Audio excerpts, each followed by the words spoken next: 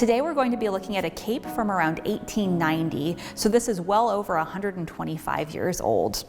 If we pull this piece out of the box to look at it carefully, we'll be able to see a lot of the materials that are used. You can see that there is beading that's applied to this, and you can also see that there's a net that's been created with threads that are attached with beads. One of the most noteworthy things about this piece is that it's all in black. There are a lot of cultural associations with colors that really vary based on who you know and how you were raised and maybe what country or culture you're from. The context or the situation that this was created and worn in was in the United States during the 1890s, which is generally called the Victorian period. So if we think to that time in history, emotion was really important to people, and being able to show that with your clothes was really critical. It was very important. So black during this time period meant that you were in mourning. Mourning is in you're sad about something, not the time of the day. Mourning clothing was always black, and then sometimes it had a little bit of purple and a little bit of white. But you knew that someone was in deep mourning or showing that they were incredibly sad by their clothing being exclusively black. So this piece is monochromatic, which means it uses one color. And you can see that it's all black, so we know that this person was in deep mourning. A material that was really important for mourning clothing were jet beads. So jet is a black material that was often carved to make beads, and you can see that this entire cape uses that material.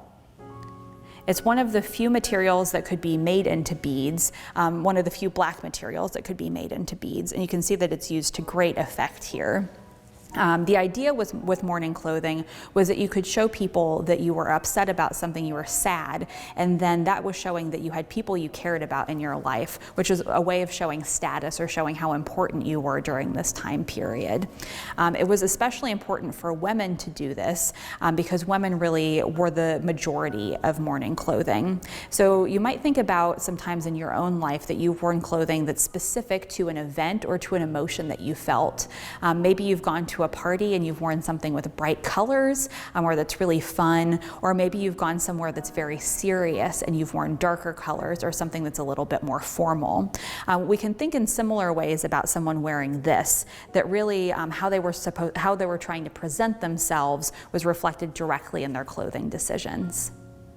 If we look carefully at this capelet from around 1890, we can really pay attention to materials and how the designer made very careful decisions. You'll notice that this entire piece is monochromatic, meaning it focuses on one color, mono meaning one and chroma meaning color. So here we have this yoke that's made of a really, really heavy black fabric. Then down further, you can see that there's this lighter weight black fabric, so that this fabric will kind of drape over the wearer's shoulders and kind of stay on whoever's wearing it. Then you can also notice that there are these strands of black jet beads. So jet is a kind of material, and these are called bugle beads because they're short round cylinders, so they're kind of like tubes that are all stitched down on this yoke. You'll also notice that there's fringe down at the bottom, so you can imagine someone wearing this and how this beaded fringe might move as the wearer moved. It's also worth pointing out that there's net. This netting has been placed over the shoulder so that it would kind of drape over the wearer. And everywhere the threads of the net meet, you can see that there's a bugle bead holding that together. All of these are in black, so it's kind of interesting that instead of focusing on a lot of different colors and a pattern being made that way, that we really notice a lot of the textures of these different materials, a lot of the ways that they reflect light in different ways. You can imagine how these would all feel differently, and we can really focus on that because there's only one color for our eye to look at.